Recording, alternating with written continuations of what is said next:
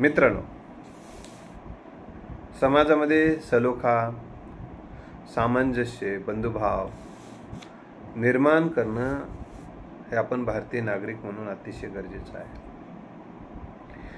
कुठल्या तरी समाजावर अन्याय होईल अशा मागण्या करणं, कुठल्या तरी समाजाला घातक होईल असं काहीतरी वर्तन करणं हे अतिशय वाईट गोष्ट आहे. आता तुम्हाला एक साधं उदाहरण सांगतो. या देशामध्ये अनेक मोर्चे निघतात, अनेक आंदोलनं होतात, उपोषणं होतात. आझाद मैदानावर आंदोलनासाठी लोक जातात, तिथं उपोषणाला बसतात, मोर्चे काढतात. विधान भवनावर मोर्चे काढतात, दिल्लीवर मोर्चे काढतात. मग ते रामदेव बाबांनी मोर्चे काढले, रामदेव बाबांनी उपोषण केलं, सर्वांनी केलं. आज मनोज जरांगे साहेबांनी उपोषण केलं.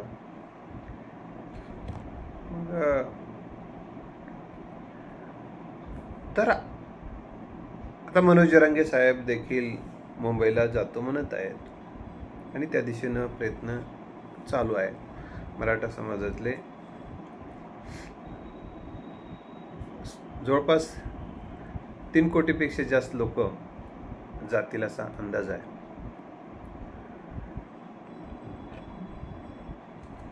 तर मला सांगा की इतर समाजाचे मोर्चे निघताना ते न्याय असतात, त्यांची भूमिका योग्य असते, त्याला कोणी विरोध करत नाही किंवा त्यांच्या विरोधात कोर्टात याचिका दाखल केली जात नाही.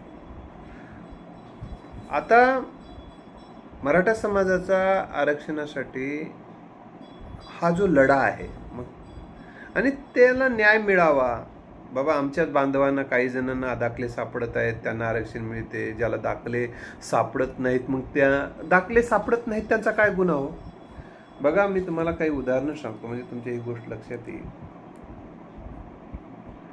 की एक 10 एकरवाला शेतीचा माणूस आहे, त्याला दाखला सापडला, तो कुणबी आणि ओबीसी मध्ये जाणार. 1 एकरवाला आहे किंवा ज्याला शेतीच नाही, मजूर आहे, मजूर, त्याला दाखला सापडला नाही. त्याच्या परंपरेने समजा त्याच्या नावावर शेती नाही, पण तो मराठा आहे,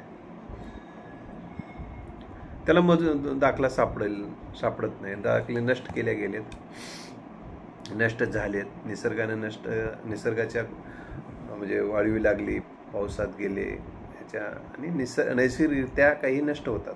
कागद असा आहे तो काही दिवसांनी नष्ट होतो, त्यामुळं काही झाले.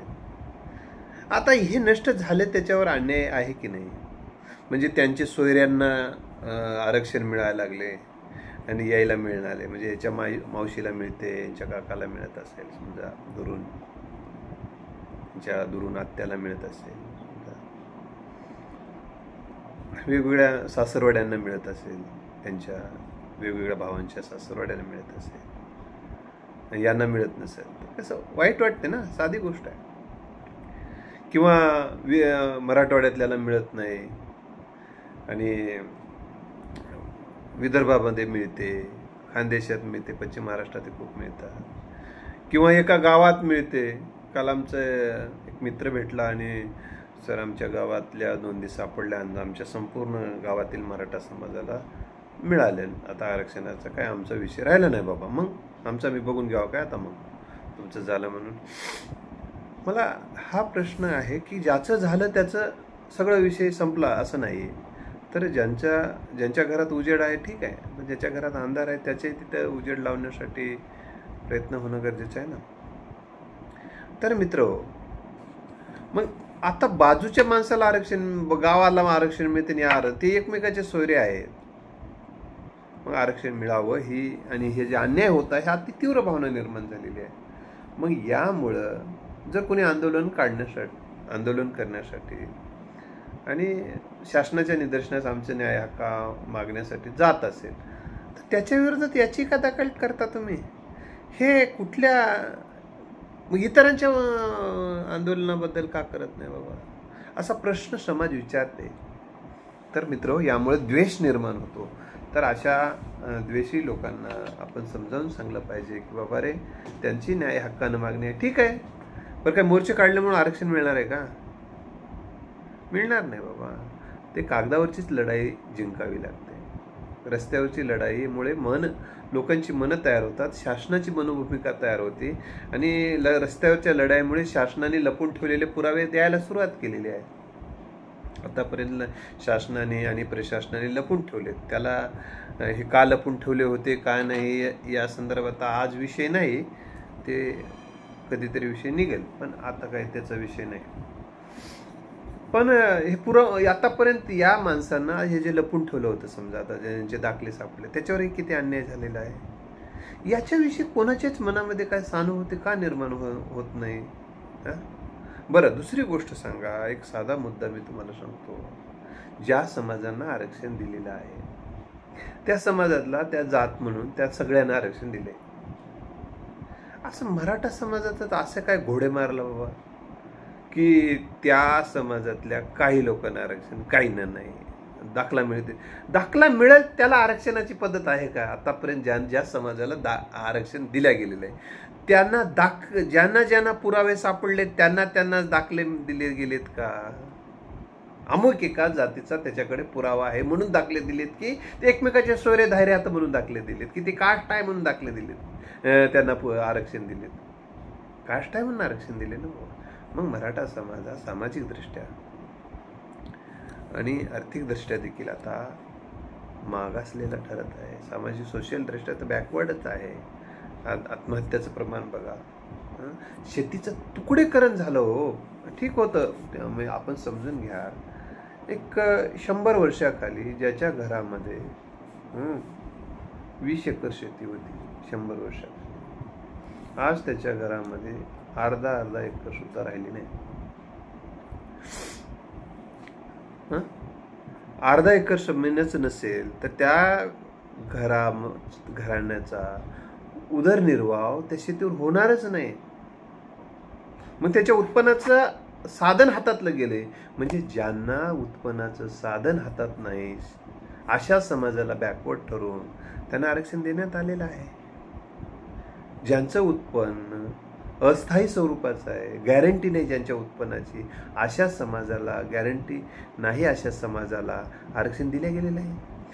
अशा समाजाला आरक्षण दिले गेलेले आहे ज्यांना या व्यवस्थेमध्ये दुय्यम स्थान लेखलं जातं.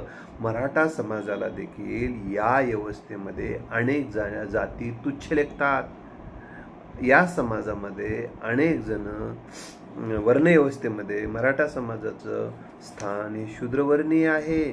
आता हे मला सांगा तुम्ही, शूद्रवर्णीय असणाऱ्यांना आरक्षण दिल्या गेलं, मराठाच तेवढा शूद्रवर्णीय राहिला बाकी. आता जे कोणी असतील चुकून मुकून तर त्यांनी पण ते शूद्रवर्णीय असतील तर त्यांना पण द्या ना आरक्षण. मग काही म्हणजे इतर शूद्रवर्णीय आहेत त्यांना आरक्षण दिलं गेलं. हा मराठा समाज शूद्रवर्णीय आहे, त्यांच्या आजही कुंडली बघा त्यांच्या शूद्रवर्णीय. तुकाराम महाराजांचा संदर्भ किती वेळ द्यायचा? तुकाराम महाराजांचा संदर्भ आहे, शिवाजी महाराजांचा राज्याभिषेक नाकारण्याचा संदर्भ आहे, राजश्री शाहू महाराजांच्या संदर्भाचं वेदोक्त प्रकरण आहे. आजही मराठा समाज शंकराचार्य होऊ शकतो का? त्यांना धार्मिक हिंदू धर्माच्या नुसार धार्मिक विधीचे अधिकार, धर्म परंपरा द्यायला तयार होऊ शकते का?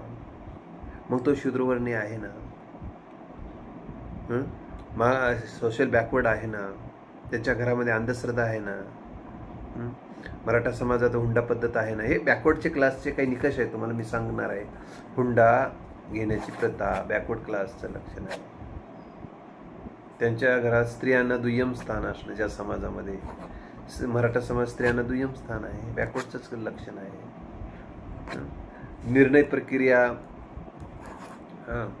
पुरुष प्रधान संस्कृती ज्या समाजामध्ये आहे हे बॅकवर्ड क्लासचं लक्षण आहे. त्या अशा अनेक मुद्दे आहे. अंधश्रद्धा असतील, नवसायास असतील, व्रतवैकल्य असेल, अनेक गोष्टी. आजही स्त्री निर्णय प्रक्रियेमध्ये प्रामुख्याने नसते, किंवा बैठकीमध्ये 4 माणसं आले तर ती घरात राहते, बैठकीमध्ये 4 चौघामध्ये येऊन बसण्याचं प्रमाण अत्याल्प आहे. म्हणजे ही बॅकवर्ड मानसिकतेचं लक्षण आहे. अशा अनेक बॅकवर्ड मानसिकतेची लक्षणं समाजामध्ये आहेत.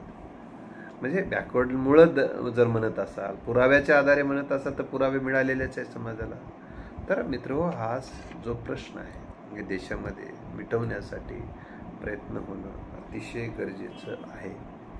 आता या अनुषंगानं प्रश्न जर मिटवला तर समाजाचा सामाजिक सलोखा राहण्यासाठी अतिशय मदत होते. आता राहिला काही जणांचं असं म्हणणं आहे की बाबा मराठा समाज आला तर ओबीसी जे आहेत त्यांच्यावर आक्रमण होते. म्हणजे आतापर्यंत जे मराठा गेला तेव्हा आक्रमण झालं नाही का? आता 50-60% तर गेलायच की, तेव्हा आक्रमण झालं नाही. आता जे काही राहिल्यात त्यांच्यामुळेच आक्रमण होते का? हे आपण लक्षात घेतलं. बरं, आता राहिला प्रश्न श्रीमंत मराठ्यांचा. अहो, ते ओबीसीचे आरक्षण देत असताना, त्यांना जे लाभ देत असताना, तर तुम्हाला उत्पन्नाची अट आहे ना. हो, ते विशिष्ट उत्पन्न असणाऱ्या माणसांना सर्वसाधारणपणे 8 लाखाचं सांगितलं जातं. तर ते 8 लाखाच्या वरी उत्पन्न जर असेलच, तो ओबीसीच्या आरक्षणाचा फायदा शिक्षणात नोकरीत घेऊ शकणार नाही ना. या अनुषंगानं पण विचार आपण करण्याची गरज आहे. त्यामुळं श्रीमंत मराठे म्हणून, अरे ते श्रीमंत असणाऱ्याला तर मिळणारच नाही ना. ज्यांचं उत्पन्न जास्त आहे मिळणार नाही. आता मी प्रोफेसर आहे, मला कुठलं आरक्षण, माझ्या लेकराला आरक्षण कुठं मिळणार आहे? म्हणजे सांगायचा मुद्दा आहे, गरीब गरजवंत मराठ्यांचा हा लढा आहे.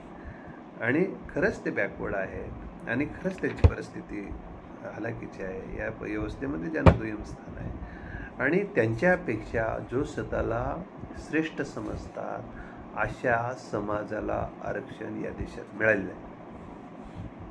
मराठ्यांना सुद्धा अस्पृश्य मानणारे असे जाती आहेत. मी याच्या अगोदरच्या व्हिडिओ सांगितलेले आहेत, त्याचा परत मी आज सांगत बसणार नाही.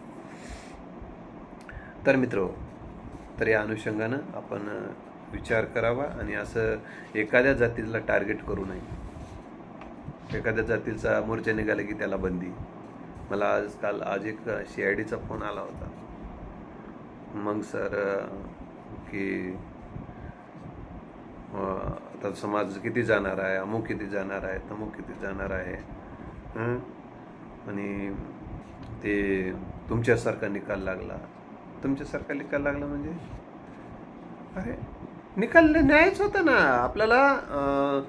न्याय मार्गानं, कायदेशीर मार्गानं कुठल्याही वित्ताला आणि जीविताला हानी न पोचता आपले विचार मांडण्याचा, आपलं म्हणणं मांडण्याचा, त्यासाठी उपोषण करण्याचा, मोर्चे काढण्याचा, आंदोलन करण्याचा तो अधिकार संविधानिकच आहे. त्यामुळं न्याय मिळाला म्हणजे काय? न्याय मिळाला काय? अन्याय होत होता, तो न्याय, या सन्माननीय न्यायालयाने तो न्याय दिला. आम्ही त्यांचे आभारी आहोत. धन्यवाद.